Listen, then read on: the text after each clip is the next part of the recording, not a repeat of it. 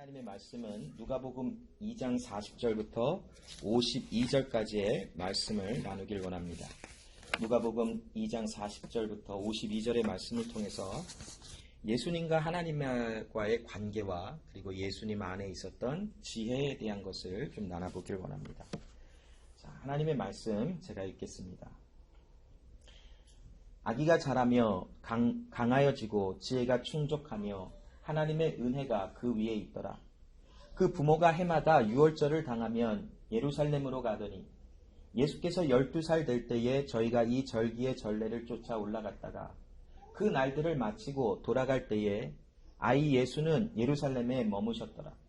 그 부모는 이를 알지 못하고 동행 중에 있는 줄로 생각하고 하룻길을 간 후 친족과 아는 자 중에서 찾되 만나지 못하매 찾으면서 예루살렘으로 돌아갔더니 사흘 후에 성전에서 만난즉 그가 선생들 중에 앉으사 저희에게 듣기도 하시며 묻기도 하시니 듣는 자가 다 그 지혜와 대답을 기이히 여기더라.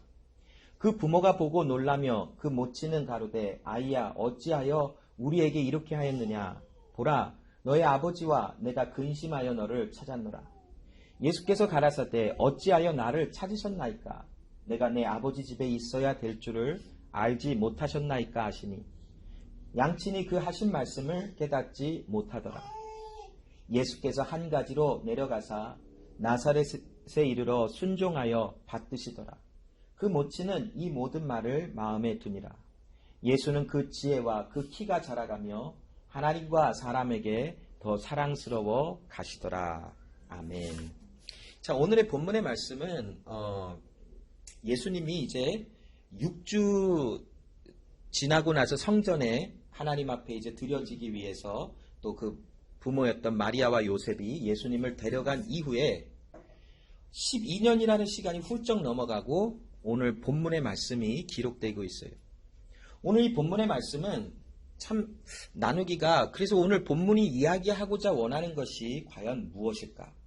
본문을 통해서 누가는 우리에게 어떤 메시지를 과연 하나님의 말씀을 전달하기를 원했을까라고 하는 것을 찾기에 참 굉장히 까다로웠던 그런 본문 중에 하나가 아닐까 싶어요. 모르겠어요. 다른 말씀 전하시는 분들은 뭐 여기서 그래 이 말씀이 하고 바로 전하실 수 있겠지만 저는 거의 일주일 내내 이 말씀하고 거의 그냥 그 격렬한 씨름을 하고 온 듯한 그런 느낌이었었어요. 어제도 이 말씀을 끝까지 좀 더 여기서 무엇이 하나님께서 우리에게 주시는 말씀이 있을까 알아보려고 정말 거의 밤을 새다시피 하면서 한 3시 반까지 이 말씀을 좀 준비해보고 하다가 덮자, 그냥 더 이상 생각하면 그냥 내 생각으로 빠지겠다 해서 그냥 덮고 이제 누웠어요. 그냥 그 정도로 저에게는 조금 이 본문이 이야기하고자 원하는 말씀의 의도가 뭘까를 굉장히 깊게 생각할 수밖에 없었던 말씀의 본문이 아니었나 싶어요. 그런데 오늘 본문의 말씀을 통해서 분명히 드러나고 있는 것은 무엇이냐면 누가복음에 예수님의 첫 번째 말이 기록된 것이에요. 그렇다고 해서 예수님이 12년 동안 한마디도 안 하시다가 드디어 입을 열어 내 아버지의 집에 있어야 될 줄 몰랐습니까? 라고 말한 것은 아니에요. 그러나 누가가 12년이라는 세월이 지난 후에 예수님의 이야기를 적으면서 예수님의 첫 마디를 내가 내 아버지의 집에 있어야 할 줄을 모르셨습니까? 라고 물어보는 이 말에는 누가가 의도가 있어서 기록한 말이지 않나 우리는 생각해 볼 수 있다는 거예요. 그리고 또 오늘 이 본문의 말씀을 통해서 하나님이신 예수에게 왜 지혜가 자라나야만 했을까라고 하는 것에 대한 말씀도 한번 나눠볼 수 있지 않을까 한번 생각해 보며 오늘 말씀을 나눠볼게요. 자, 신명기 16장 16절에 보면 하나님께서 이스라엘 백성들에게 말씀을 주신 것 중에 하나가 너희는 매년마다 맞나요? 매년? 네, 매년마다 3회씩 남자들은 하나님의 성전에 올라와서 하나님 앞에 예물을 드리며 예배하라라고 하나님이 말씀을 주셨어요. 그래서 무교절과 칠칠절과 초막절에 내 하나님 야훼의 택하신 곳에서 야훼께 보이고 하나님을 예배하라라고 하나님 명령을 주셨어요. 자, 그런데 이 말씀이 이제 주시고 나서 많은 세월이 1000년이 넘는 훌쩍 넘는 시간이 흘러가고 이스라엘은 오늘 본문에 나오는 배경에 마리아와 요셉이 성전으로 올라가는 배경은 이미 로마가 이스라엘 지역을 이제 식민지 삼고 그 나라의 모든 것을 이제 컨트롤하는 그런 역사적인 배경 속에 나타나는 오늘 본문의 시간적인 배경이지요. 자, 오늘 오늘 본문의 시간이 갈 동안 어떤 일이 있었냐면 로마가 이스라엘 지역을 다스리기 시작하면서 예수를 믿기 시작한 많은 사람들에게 핍박이 가고 또 여러 가지 힘든 일들이 있자 이스라엘 백성들이 사방으로 흩어져 나갔어요. 그래서 매년마다 3회씩 하나님의 성전에 올라오기가 굉장히 어려웠어요. 예, 우리 한우리도 그렇다고 하지요. 자, 그래서 이 마리아와 요셉의 시간을 살아갔던 많은 사람들이 어떻게 했었냐면 이 세 가지 절기 중에 하나만이라도 좀 지키자 하는 어떤 그런 의도가 있었는 듯해요. 그래서 매년 한 번 정도 하나님 앞에 올라가는 것이 거의 그들 안에 정상적인 것처럼 느껴지는 그런 어떤 그런 그 시대적인 배경이 있지 않았나 싶어요. 오늘 본문에 나오는 이 마리아와 요셉은 6월절에 하나님의 성전에 올라가서 하나님 앞에 예물을 드리고 또한 그곳에서 예배를 하며 하나님 임재 앞에서 기뻐한 삶을 살았던 것 같아요. 그래서 오늘 41절에 보면 해마다 6월절이 당하면 예루살렘으로 올라갔다라고 하는 말씀이 있어요. 그래서 마리아와 요셉은 철저하게 하나님이 말씀 주신 것을 지키기 위해서 또 그 말씀을 따라가는 삶을 살아가는 것이 이들의 삶에 그냥 배어 있었어요. 지난주에 나눴던 것처럼 하나님께서 아이가 나면 남자아이가 태어나면 40일 후에 성전으로 올라와서 번제와 속죄제의 예물을 드리며 하나님 앞에 정결함 속에 예배하라라고 하는 말씀, 또 아이가 태어나면 그 아이를 하나님께 드리라라고 하는 첫 아이는 하나님께 드리라 하는 그런 율법적인 하나님의 명령에 따라서 철저하게 살아갔던 사람들이 바로 마리아와 요셉인 것을 볼 수 있었죠. 오늘 본문에서도 보면 하나님 말씀하신 대로 6월절에 해마다 하나님 앞에 나가서 예물을 드리며 하나님께 예배하는 요셉과 마리아의 삶을 볼 수가 있어요. 자, 이들이 그 여행하는 것을 보면 여기 작아서 조금 안 보이실 수도 있겠지만 제가 이렇게 빨간색으로 표시한 이 부분, 여기가 나사렛이라고 하는 예수님이 지금 12년 동안 살고 계신 그 땅이지요. 여기서 예루살렘까지는 대략 한 80마일 정도 된다고 해요. 오늘의 여기에서 한 80마일이면 저 남쪽으로 내려가면 한 킹스도미니언 정도 되겠죠? 리치몬드가 한 100마일 되더라고요. 가다가 한 20마일 남짓 했을 때 킹스도미니언이 나오더라고요. 왜냐면 제가 거길 많이 왔다 갔다 해갖고 대강 그 정도 될 것 같아요. 자, 여기서 킹스도미니언 가는 걸 제가 차 운전을 하고 가도 한 1시간 20분이면 도착을 해요. 근데 여기에 출발하면 푹 하고 하시는 분들은 아마 1시간 정도, maybe 1시간도 덜 돼서 도착하시는 분들도 있을 거예요. 그러나 저는 출발하면은 이제 가야 되나 하고 이제 저는 그냥 가요, 그때 이제. 그래서 한 조금 늦게 가는데 그 정도 거리인 것 같아요. 오늘이야 차로 가면 금방 가고 차에 있으면 큰 부주의하지만 않는다면 안전하게 갈 수 있는 그런 거리지. 근데 이 당시 80마일이면 거의 목숨이 왔다 갔다 할 수 있는 그 거리의 여행의 거리였던 것을 알 수 있는데, 자, 여기 나사렛이라는 곳에서부터 이 예루살렘까지 참 그렇게 길거리에 강도들이 많았어요. 그래서 가다 보면 그냥 다 빼앗기고 심지어는 옷도 다 빼앗겨서 그냥 벌거벗은 채로 길가에 그냥 버려버리고 이런 일들이 정말 흔하게 일어났던 시대를 살아갔던 것 같아요. 마리아와 요셉이. 그래서 예수님이 비유를 하나 드셨을 때에 그 강도 만나 거의 죽은 사람을 이 사람들이 지나가면 제사장도 또 서기관도 지나가지만 사마리아인이 그를 보고 기름을 발라서 치료해주고 그 인에다가 그를 데려다 놓고 치료해달라, 내가 더 많이 들어가면 내가 오는 길에 더 갚겠다라고 하는 어떤 비유까지 나올 정도로 이 당시 여행하는 길은 굉장히 어려웠던 것을 반영하는 예수님의 비유의 말씀이었던 것을 볼 수 있죠. 이처럼 마리아와 요셉도 이 나사렛이라는 곳에서부터 예루살렘까지 유월절의 절기를 지키기 위해서 대략 3일 정도의 시간이 걸리는 길을 걸어갔어요. 하루에 한 20마일에서 한 25마일 정도, 25마일 조금 더 넘는 그런 거리를 3일 동안 가야만 도착할 수 있는 거리가 나사렛이라는 곳에서부터 예루살렘의 그 거리에 시간이 걸렸던 것을 볼 수 있죠. 근데 여기에 그 하도 위험한 여행거리라기 때문에 예수님의 부모였던 마리아와 요셉은 예수님만 데리고 3명만 출발하지 않았어요. 이 당시 여행했던 그런 모습을 보면 친척들, 이웃들과 함께 큰 무리를 이루어서 말이나 아니면 당나귀나 거기에다가 수레 같은 거를 싣고 자기들의 물건과 또 여러 가지 생활 필수품들을 싣고 3일 길을 나사렛에서부터 예루살렘까지 갔던 것이었어요.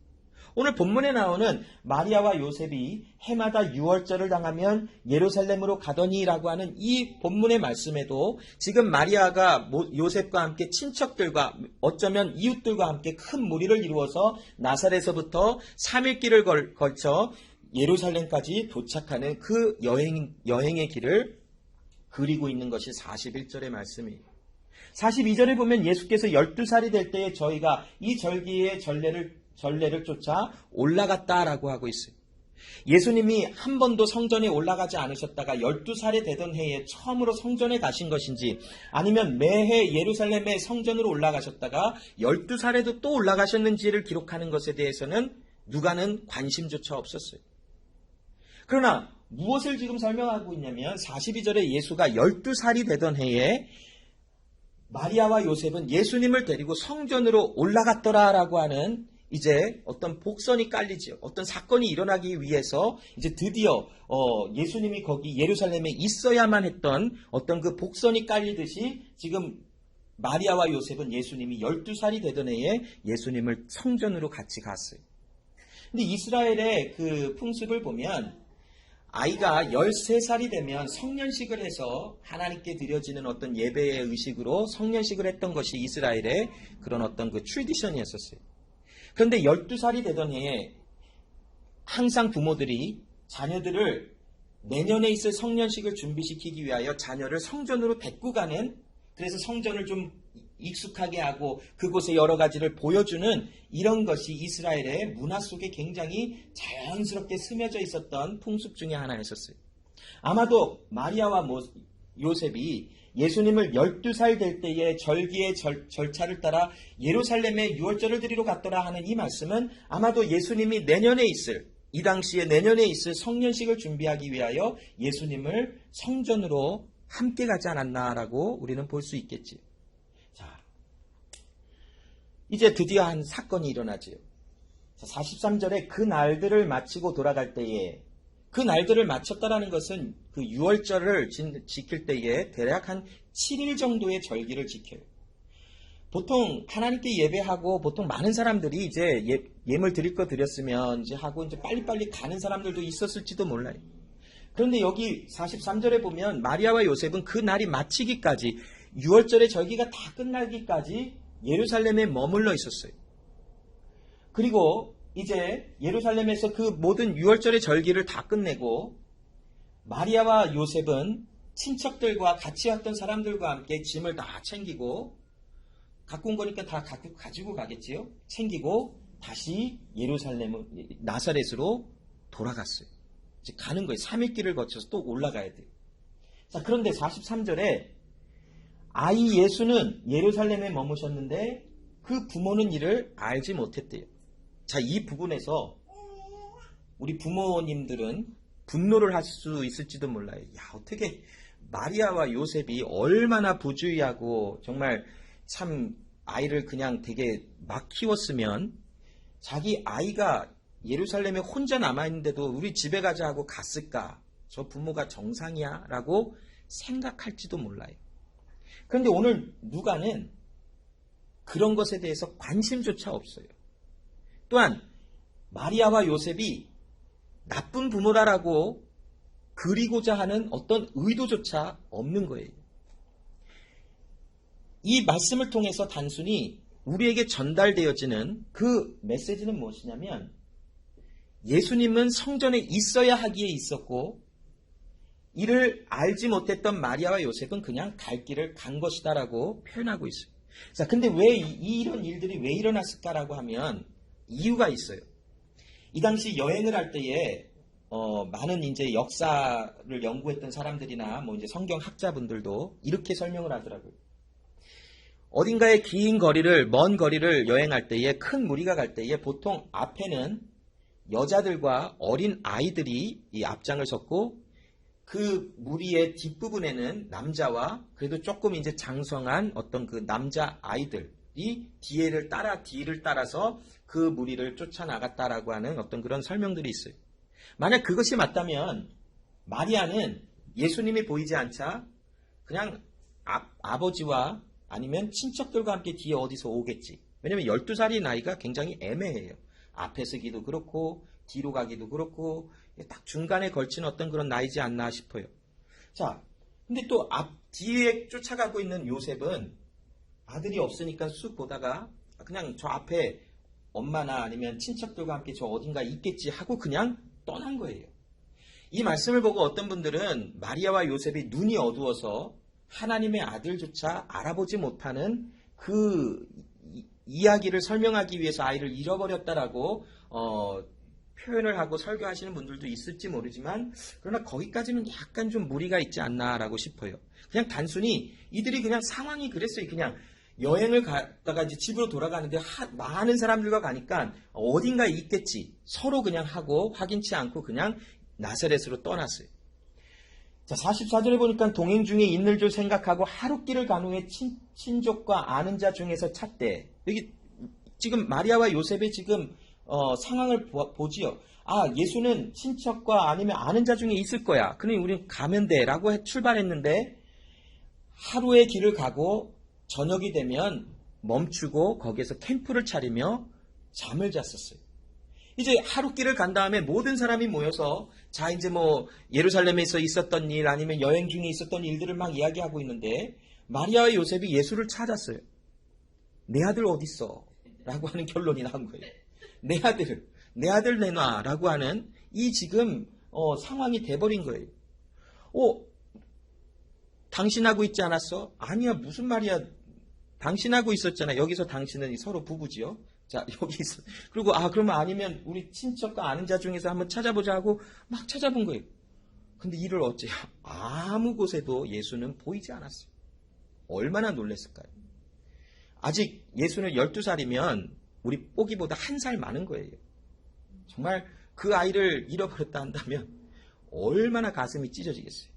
여기 아이가 있으신 부모들은 얼마나 애가 타는지 아마 느끼실 수 있을 거예요. 정말 마리아 요셉의 마음에는 큰 이 상심과 걱정이 된 거예요. 그래서 45절에 만나지 못함에 찾으면서 예루살렘으로 다시 돌아간 거예요. 얼마나 불안했겠어요.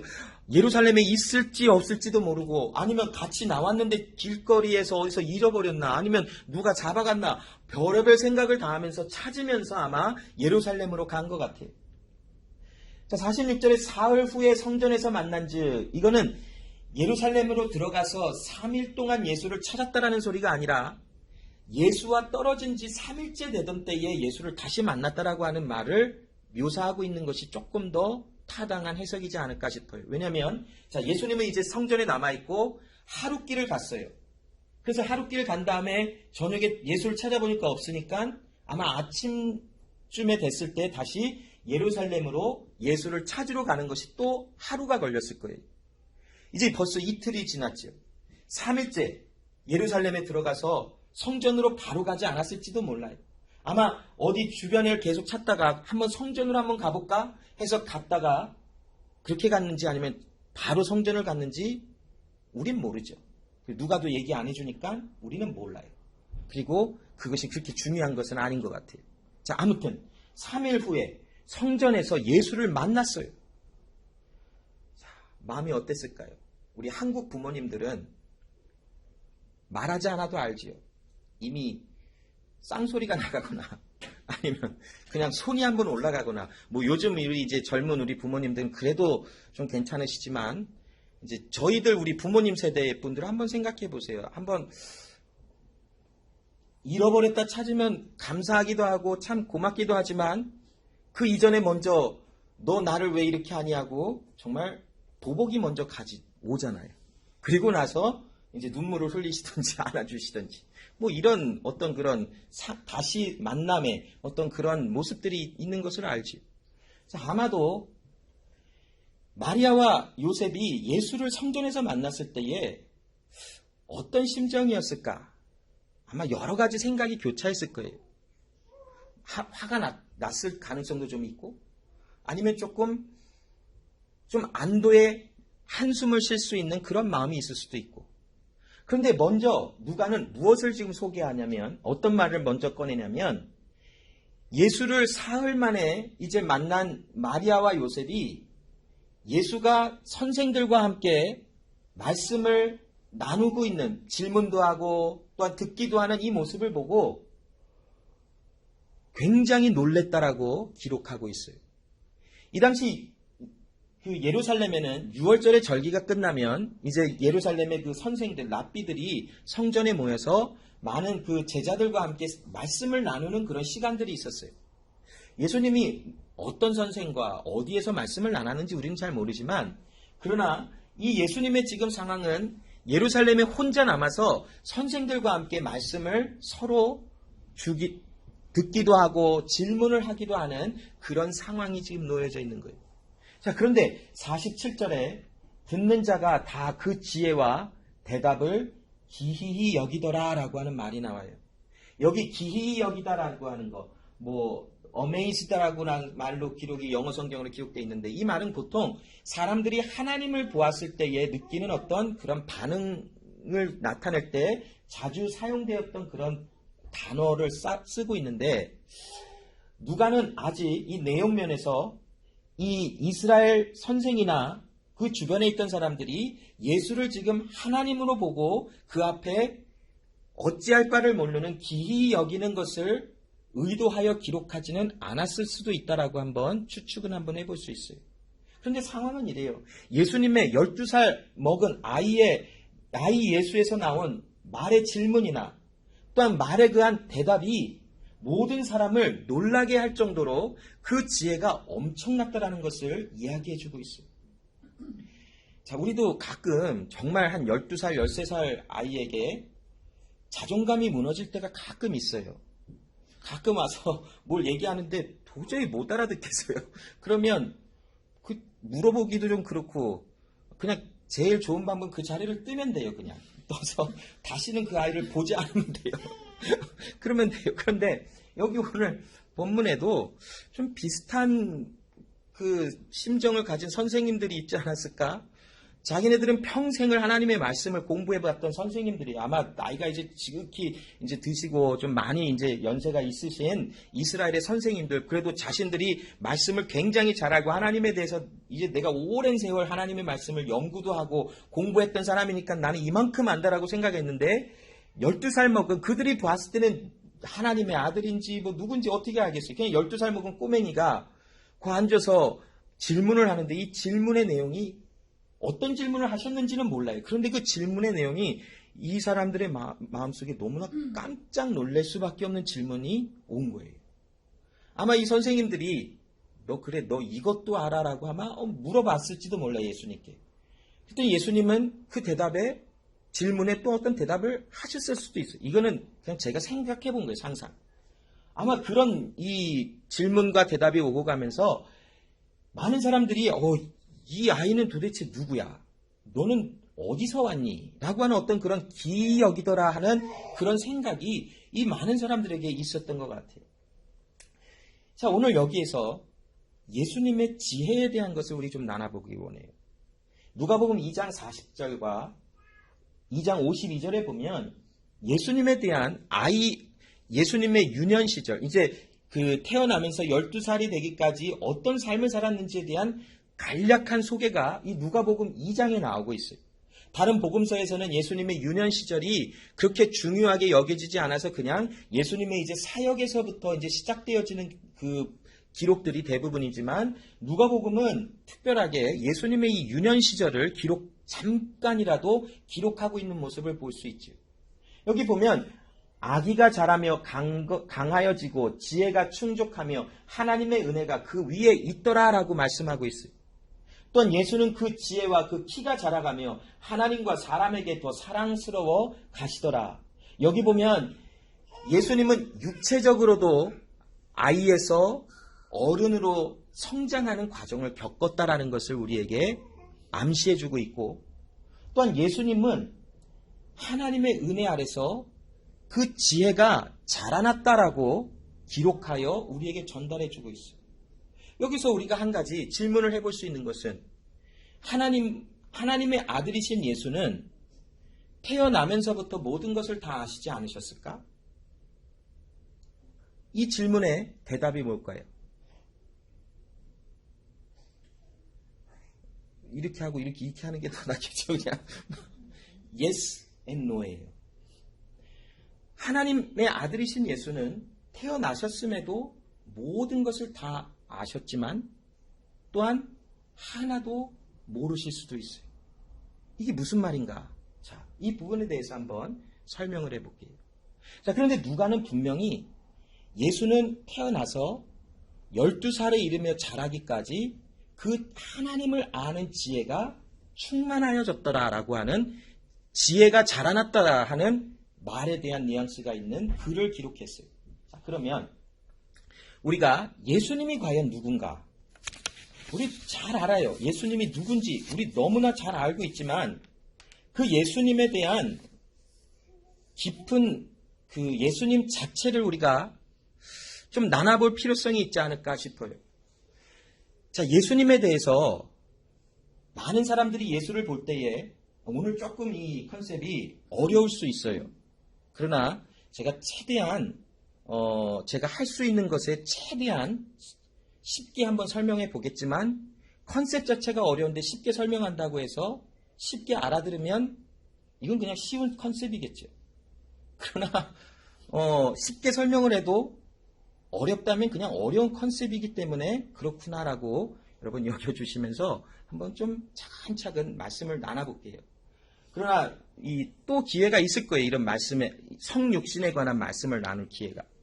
자, 그 초대교회를 지나서 AD 한 451년의 기간 동안, 대략 한 400년 정도의 기간 속에 예수님에 대하여 수많은 이런 공부와 또 예수님에 대한 정의들이 쏟아져 나왔어요. 왜냐하면 예수님을 처음 봤던 사람들이 목격한 것은 무엇이냐면 우리 사람과 똑같은 모습을 갖고 똑같이 힘들어하고 피곤하면 주무시고 슬프면 우시고 배고프면 드시고 또한 사람들과 똑같이 걸어다니시고 이러한 모습을 사람들이 봤어요. 그런데 어느 날 갑자기 그 예수가 하나님의 아들이고 하나님과 같다라고 하는 말이 들려지기 시작했기에 사람들이 얼마나 놀랬겠어요. 이게 도대체 무슨 말이야? 우리가 아무리 살펴보고 아무리 이렇게 연구해봐도 우리랑 똑같은 100%의 사람인데 그러면 데미갓인가? 반신반인인가? 반은 신이고 반은 사람인가? 뭐 이런 생각들, 별의별 생각을 다 했겠지. 그냥 사람인데 그냥 특별한 어떤 하나님으로부터 능력을 받은 사람인가? 이런 막 생각들이 계속 있었어요. 그래서 451년에 그 켈케돈이라고 하는 지역에서 공의회가 열리기 전까지 예수님에 대한 신성과 인성에 대한, 예수님에 대한 정체에 대해서 수많은 이런 그 설들이 나오기 시작하고, 심지어는 교회에서도 그런 예수님에 대한 잘못된 이해를 마치 진실인 것처럼 가르쳤던 그런 모습들이 그 예수님 십자가에 달리시고 한 451년까지 많이도 일어났던 그런 현상 중에 하나였었어요. 대표적인 그 세 가지를 보면, 자, 그 아폴로네리스라고 하는 사람이 그 AD 361년경에 그 라우디게아라고 하는 지역에서 이 사역을 했던 사람이었었어요. 근데 이 사람이 무엇을 주장했냐면, 예수님은 사람의 몸 안에 예수님의 혼이 합쳐져서 예수가 된 것이다 라고 설명을 했어요. 그럴듯해 보이지요. 굉장히 맞는 것 같아 라고 생각할 수 있어요. 왜냐하면 사람으로 보이는데 그가 하나님의 아들, 하나님이시라고 하니까 그러면 사람의 몸 안에 예수의 영이 들어와서 예수가 됐구나 라고 생각할 수 있어요. 우리도 아마 그 361년경에 주변을 돌아다니는 사람이었다면 누가 이 말을 했으면 그렇구나 라고 했을지도 몰라요. 그럴듯해요. 그런데 이 말이 사실이라면 큰일 날 일이 있어요. 우리의 구원은 육체적인 구원도 있지만 우리의 영에 대한 구원이 반드시 있어야 되는 것이 사실이지요.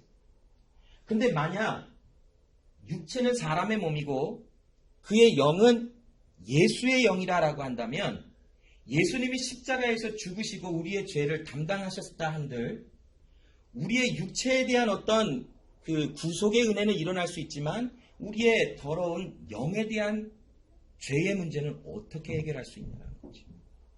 그렇기 때문에 이 아폴로네리라고 하는 이 사람이 주장했던 이 예수님에 대한 사실은 거짓이다. 이것은 이단적인 사상이다라고 해서 교회에서 배척하고 위젝트했던 역사의 흔적들이 있어요.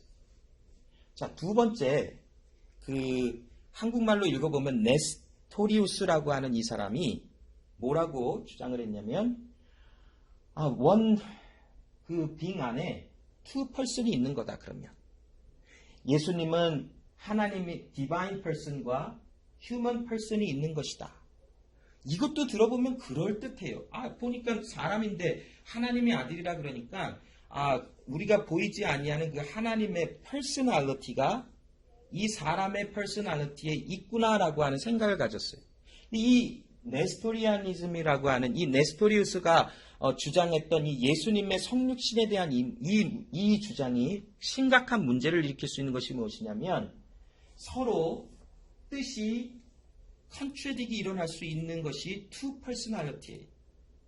만약에 이것이 사실이었다면 예수님은 항상 우리가 십자가를 지자라고 하셨어야 됐죠. 왜냐하면 two person이니까.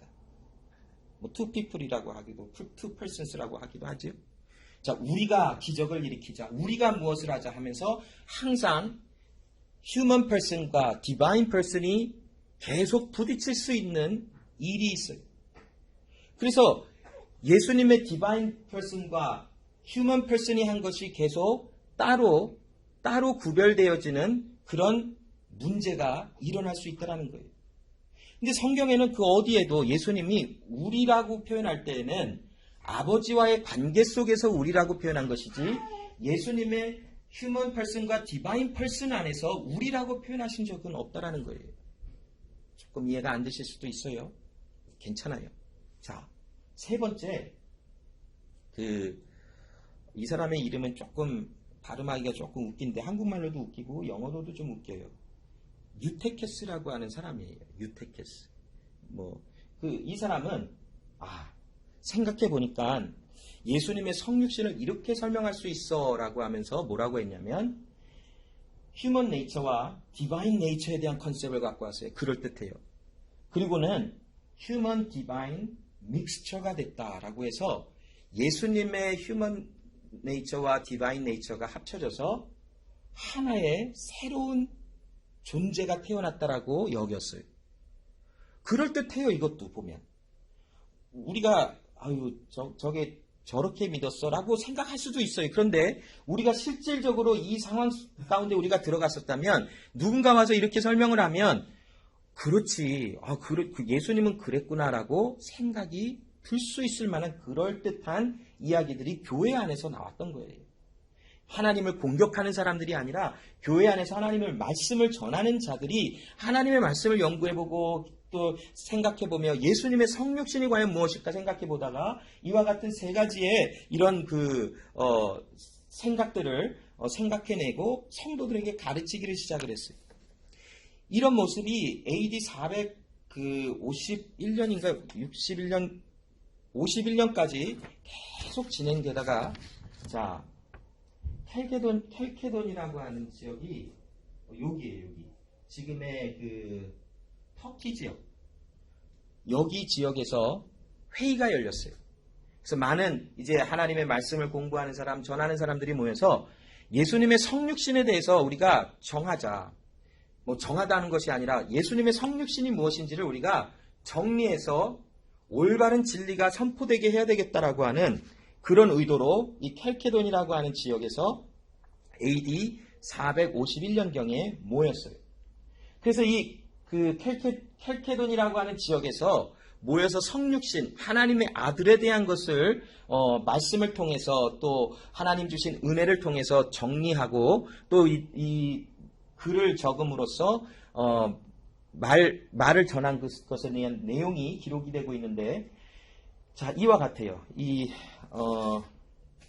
시간이 많이 지나서 이 켈케도니안 크리드를 읽지는 않을게요. 여러분이 한번 궁금하시면 인터넷에서 켈케도니안 크리드라고 공희애라고 한번 쳐보시면 아마 나올 것이고, 켈세도니안 크리드라고 쳐도 아마 이렇게 나올 거예요. 한번 쳐보시면 나오는데, 자, 이 내용은 무엇이냐면 지금 앞에서 이야기한 이 아폴로네리스나 네스토리우스나 아니면 유테키스라고 하는 이 사람들이 주장했던 성육신에 대한 것은 잘못됐다라고 반박을 하고 있어요.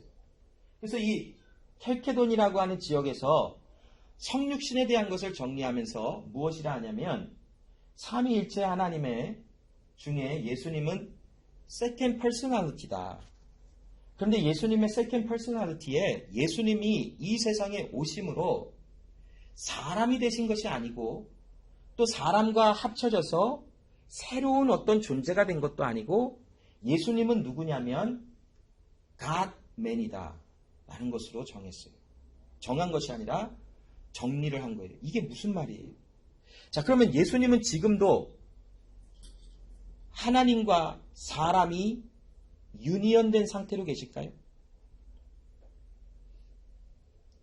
요 앞에서는 예스고 뒤에서는 노라고 했는데 뭐 어떻게 할까요? 이렇게 할까요? 어떻게 할까요? 몰라요? 자, 예수님의 현재 모습도 하나님과 사람의 유니언 안에 계세요. 영원토록 그렇게 계실 거예요. 그래야만 우리 안에 온전한 구원이 이루어져요. 만약 이제 구원 다 이뤘다 하고 하나님과 사람이 분리가 되어버렸다면 우리에게는 온전한 구원의 은혜를 바라보지 못하게 되어질 것이에요.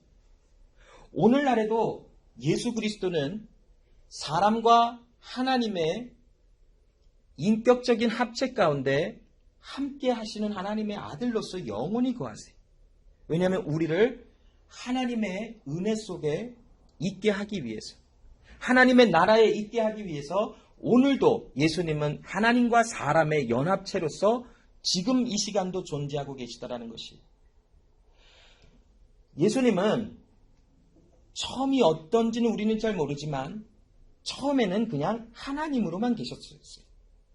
그 하나님께서 이 세상에 오시며 사람이 된 것이 아니라 사람, 휴먼 네이처와 연합이 되어진 상태로 십자가 위에 돌아가시고 부활하신 이후로부터는 이제 삼위일체를 설명할 때에 예수님은 디바인 네이처와 휴먼 네이처가 하나가 되어진 세컨 퍼스널리티다라고 하는 두 번째 위격이다라고 하는 이 설명으로 설명이 되어지는 것이지.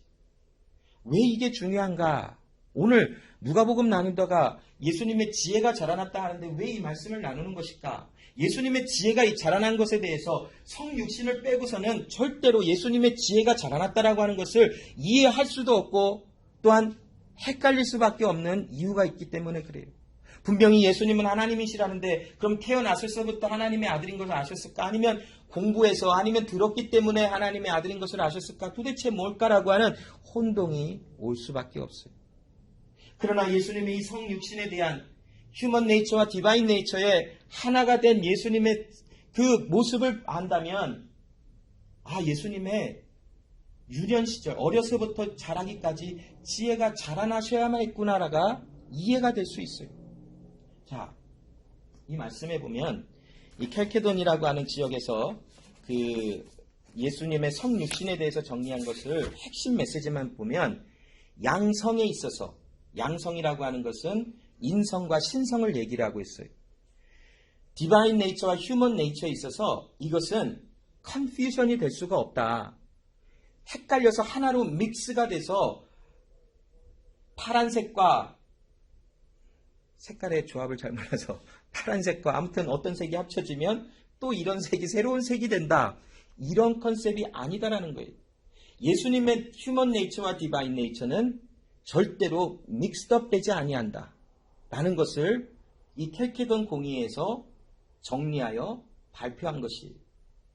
그리고 예수님의 디바인 네이처 자체가 휴먼 네이처를 흡수하거나 아니면 휴먼 네이처에 들어가서 예수님의 디바인 네이처가 신성이 변화되었다? 이것도 있을 수 없는 것이라고 그래요. 그러면 예수님의 휴먼 네이처와 디바인 네이처가 함께 유니언으로 하나의 존재로 퍼스널리티 있지만 각각의 네이처가 서로의 할 수 있는 일들이 있었어요. 자, 예수님의 디바인 네이처가 십자가 위에서 죽으실 수 있으셨을까요?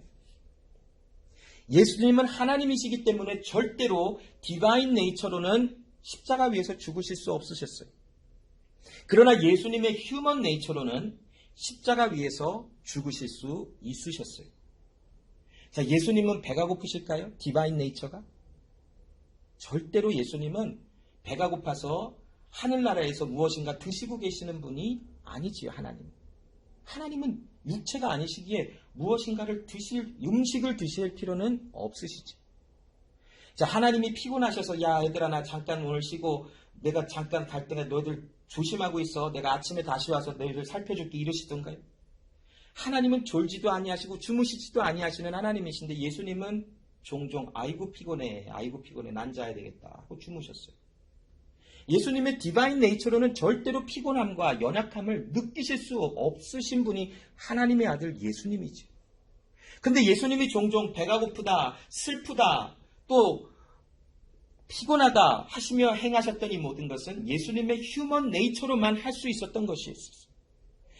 그렇기 때문에 이 휴먼 네이처와 디바인 네이처가 절대로 함께 섞여져서 하나로 그냥 두리뭉실하게 다 합쳐져서 피곤하기도 하고 예수님은 언젠가는 다 알아서 내가 다 한다. 근데 언젠가는 나는 내가 다시 올 때가 언젠지 잘 몰라. 이렇게 하셨던 것이 아니라는 거예요. 심지어 예수님이 사람들과 이야기할 때 내가 이 세상에 다시 오는 것은 천사도 모르고 아들도 모르고 오직 하나님만 아신다라고 할 때에 그 아들은 누구를 말하고 있을까요? 예수 그리스도를 말하고 있는데 거기에서 아들이라고 하는 것의 강조점은 무엇이냐면 The Son of Man이에요. 하나님의 아들의 인성에 관한 것. 사람으로는 모른다라는 거지. 그러나 하나님이신 예수 그리스도의 신성은 모든 것을 아시고 계셨어요.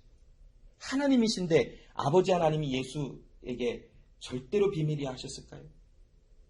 하나님과 예수님과 성령님은 코이퀄하셔서 모든 것을 아시는 하나님의 본체시다라고 하시기에 예수님은 모든 플랜아웃을 다 아시는 분이시죠. 그러나 예수님과 함께 연합이 되어진 예수님의 휴먼 네이처 인성은 하나님의 행하시는 일을 언제 아들이 온다는 것에 대해서 알 수가 없었음이 맞다라는 것이. 자, 그래서 예수님은 투 네이처가 절대로 컨퓨즈 될 수도 없고 그 다음에 그 예수님의 디바인 자체가 디비니티 자체가 믹스업 될 수, 체인지 될 수도 있지 않다라는 것을 이 켈케돈 공의에서 설명했어요. 또한 그와 함께 투 네이처가 있지만 디비전은 없다라는 거예요. 원 퍼스널리티에 있기 때문에. 자, 그래서 예수님의 실질적으로 십자가 위에서 죽으신 것은 예수님의 인성이지만 성경에 예수님의 인성이 십자가에 달려 죽으심으로 라고 표현하고 있지 않아요. 왜요? 그 예수님이 휴먼 네이처가 인성이 십자가 위에서 죽으셨지만 원 퍼슨이기 때문에 예수님의 인성이 죽으신 것이 예수가 죽으신 것으로 표현이 돼요. 그러나 엄밀히 따지자면 예수님의 디비니티는 십자가 위에서 죽으신 것은 아니에요. 예수님은 죽으실 수가 없어요. 신성. 하나님이 잠시 잠깐이라도 죽으셨다면 우리가 그 하나님을 신뢰한다면 조심해야 돼요. 하나님의 능력이 잠깐 갭이 생겨난다면 하나님이 우리를 구원하시겠다 약속하셨다가 잠깐 능력이 없어지거나 죽으신 상태로 된다면 큰일 나잖아요. 표현이 좀 조심해야 되는 표현이지만 맞는지 모르지. 아무튼 새겨서 들으세요. 자, 아무튼 예수님의 신성 자체는 죽으실 수 없어요. 그러나 인성은 죽으실 수 있었어요. 그렇기 때문에 자, 여기에 without division, without separation이라고 하는 것은 two nature가 따로따로 two person처럼 하나하나가 했다라고 할 수가 없다라는 거예요. 예수님의 신성이 하신 것, 죽은 자를 막 살리시는 것, 배고픈 자들에게 오병이의 기적을 일으키는 것, 예수님의 디바인 네이처의 역사지요. 예수님의 디비니티가 지니고 계셨던 하나님의 능력이시지요. 그런데 예수님의 휴먼 네이처와 함께 분명히 믹스업 되거나 체인지되지 아니한 디비니티와 휴먼 네이처지만 그러함과 동시에 no division, no separation이라는 거예요. 나누어지는 것은 없다. 굉장히 어려워요, 컨셉이. 그래서 제가 어렵다고 말씀을 드린 거예요. 왜냐면 우리 경험해보지 못한 것이니까. 그러나 예수님의 성육신이 바로 이와 같아요. 자, 예수님은 51절에 보니까 이제 예루살렘에서 있었던 그 사건을 이제 마무리 짓고 다시 나사렛으로 가셔서 대략 한 17년에서 18년 동안 마리아와 요셉의 가정에서 살면서 그 중간에 아마 요셉은 생명을 다하고 이제 죽은 것 같아요. 예수님은 유년 시절을 지나 12살을 지나 거의 한 17년, 18년 동안 마리아와 그 요셉의 가정에서 살면서 그 부모에게 순종했대요. 하나님의 아들이신데 사람 부모에 순종하는 모습을 보였어요. 하나님의 아들의 휴먼 네이처의 그런 역할의 또한 어떤 모습으로 우리에게 강조점을 두고 있어요. 자, 그러면 예수님의 지혜가 자라나야 된다. 아까도 말씀드린 것처럼 예수님의 디바인 네이처와 휴먼 네이처는 믹스업 되지 않기 때문에 예수님의 디바인 네이처는 모든 것을 아시지만 예수님의 휴먼 네이처는 어려서 우리랑 똑같이 태어나고 똑같이 밥을 먹어야 되고 똑같이 자라나야 되고 지혜의 면에서도 똑같이 하나님의 은혜 아래서 예수님의 휴먼 네이처도 하나님의 지혜가 왕성하게 임해야 된다는 거예요. 예수님의 디바인 네이처와 살짝 연합이 돼서 모르고 있는 휴먼 네이처가 하나님에 대해서 알아진다? 그렇지 않더라고요. 절대로 믹스업 되지 아니하고 그 존재 자체가 변하지 아니한다라는 거예요. 예수님의 휴먼 네이처도 자라면서 하나님에 대한 은혜 가운데 들어야만 했고 하나님의 은혜 속에서 지혜가 자라나야만 했다라는 것이 알아듣기 힘들어요. 그러나 사실이었었어요. 왜 하나님의 아들의 성육신하여 오심이 사람이 그냥 예수님의 디바인 네이처가 휴먼 네이처가 된 것이 아니라 디바인 네이처와 휴먼 네이처가 하나가 돼서 같이 투 네이처가 같이 있지만 원 퍼스널리티 있다는 게 과연 무엇일까? 그 이유가 히브리서를 찾아보고 공부하다 보면 분명히 나와요. 우리의 연약함을 들어서 우리의 연약하여 하나님 앞에 나아갈 수 없는 우리들을 하나님께로 인도하시기 위하여 연약한 휴먼 네이처와 하나가 되셔서 우리도 그 예수 안에서 예수와 하나가 되어 하나님 앞에 나가기를 원하신 하나님의 뜻을 이루기 위해서 예수가 이 세상에 휴먼 네이처와 디바인 네이처가 연합하여 이 세상에 존재하시고 우리를 위하여 십자가에 지셨다는 거예요.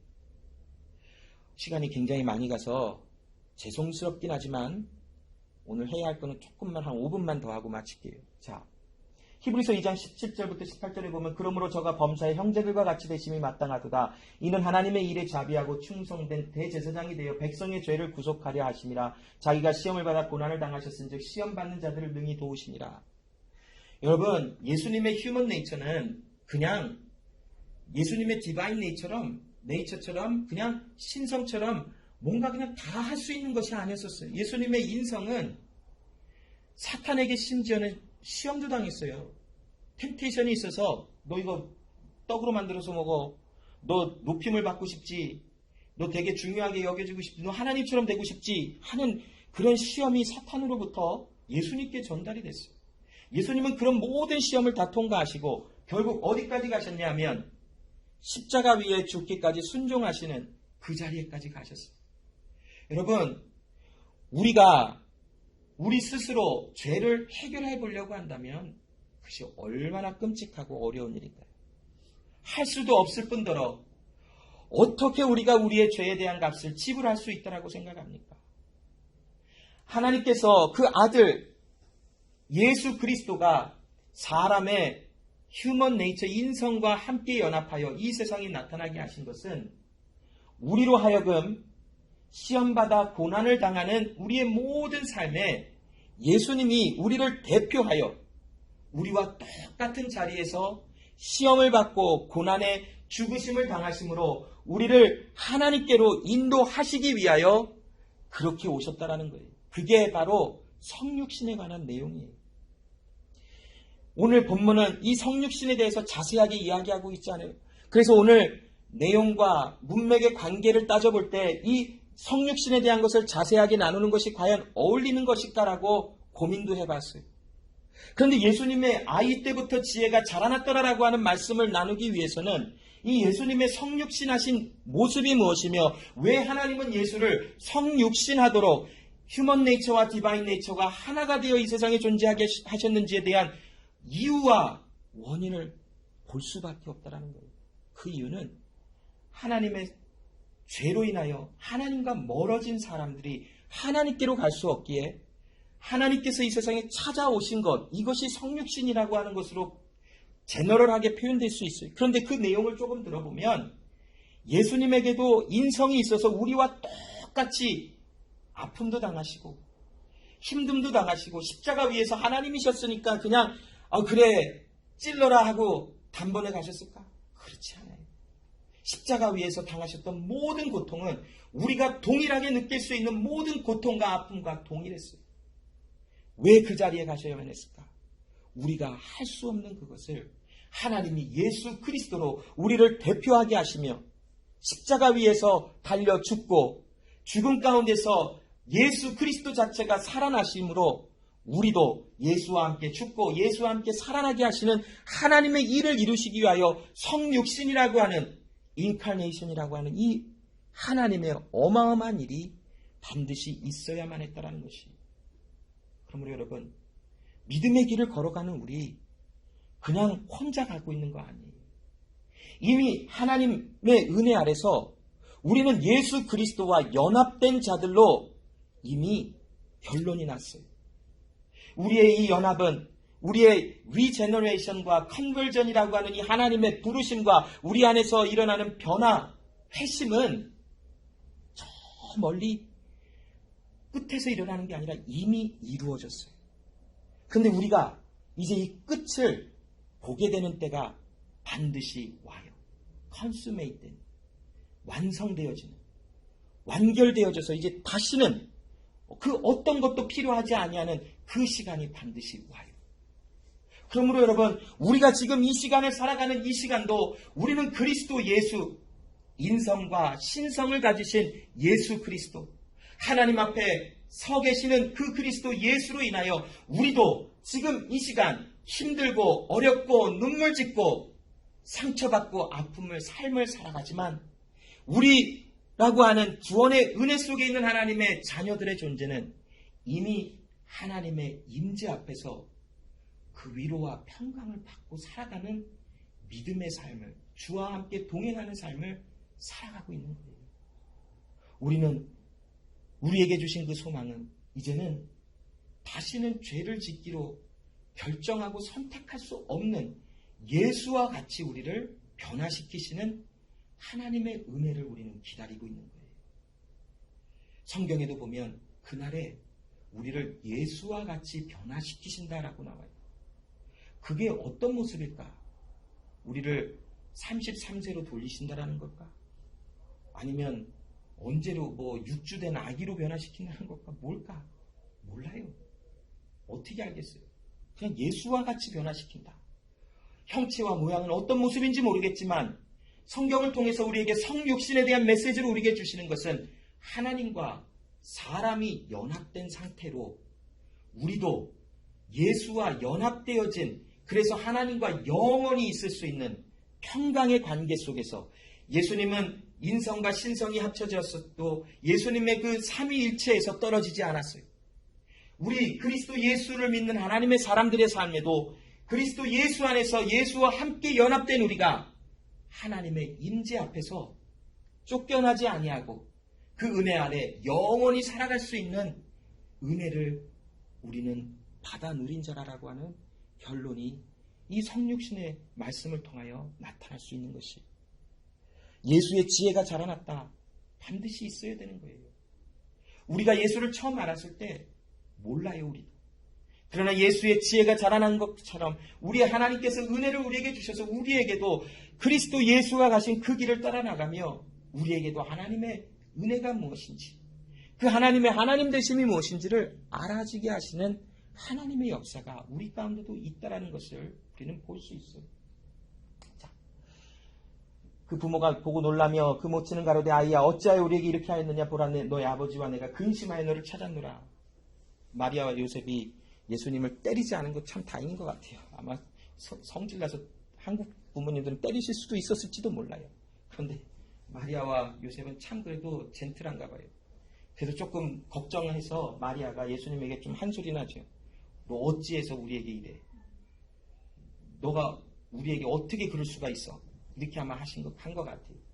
예수님의 말이, 대답이 이게 좀 이해가 안 됐어요, 저는. 아우, 죄송합니다. 아우, 많이 걱정했어요.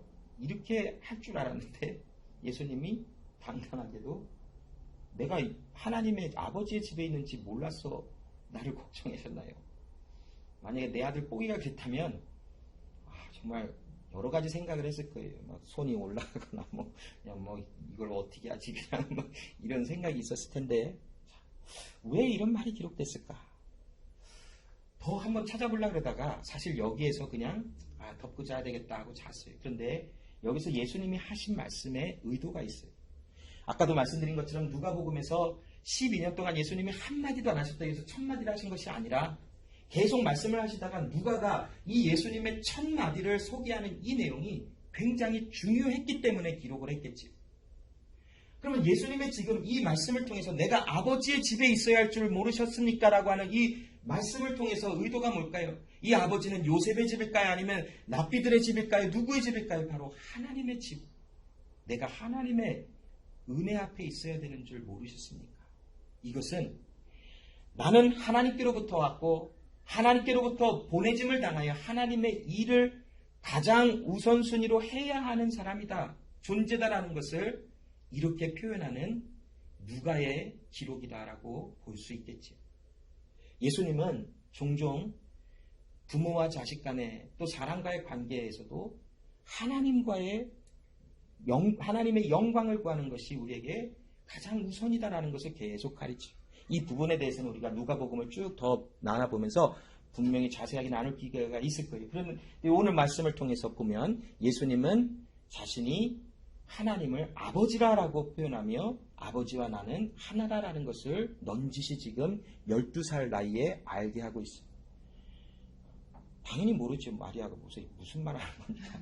뭔 말입니까? What's going on이라고 했을 수도 있어요. 그런데 마리아는 이 모든 일을 가슴에 두었다라고 오늘 본문에 또 기록하고 있어요. 미안합니다. 말씀이 아마 지금 1시간도 넘어간 것 같아요. 정말 죄송합니다. 그러나 여러분, 한 가지 정말 위로가 되는 게 뭐냐면 예수님이 이 세상에 오셨다라는 거예요. 여러분, 오늘 이곳에 오기까지 슬픔도 있고 마음의 분주함도 있고 또 어제 저녁까지 그냥 세상에서 이리저리 치에다가 정말 지쳐서 정말 힘들다, 그런 삶을 살아가는 게 우리의 일상적인 삶이에요. 여기 보면 넉넉해서 오늘 지나가다가 차 좋은 거 있어, 그럼 오늘 체크 끊어서 저거 사. 물론 싼 차는 어쩌면 하실 수 있는 능력이 있으신 분들 있을 수 있어요. 근데 제가 말하는 건 한 50만 불짜리 차라고 해봐요. 50만. 할 수 있어요. 물론 나중에 될 수 있을지 모르겠지만, 그러나 그런 삶 살아간 사람 없잖아요. 다 걱정이 있고 다 근심이 있어요. 근데 이제 예배 끝나면 오늘은 뭐 먹지? 바로 걱정이 나오잖아요. 내일 또 회사 가면 또 어떻게 일주일을 버티지? 수요일 되면 이제 수요일이네. 얼마나 더 버틸 수 있을까? 내 애가 또 말썽을 일으키네. 어떻게 하면 좋을까? 내 아이가 아프네. 어떻게 하면 좋을까? 내 사랑하는 사람이 나의 마음을 힘들게 하네. 어쩌면 좋을까? 걱정과 의심이 없을 수가 없어요. 그런데 여러분, 우리 가운데 소망이 있어요.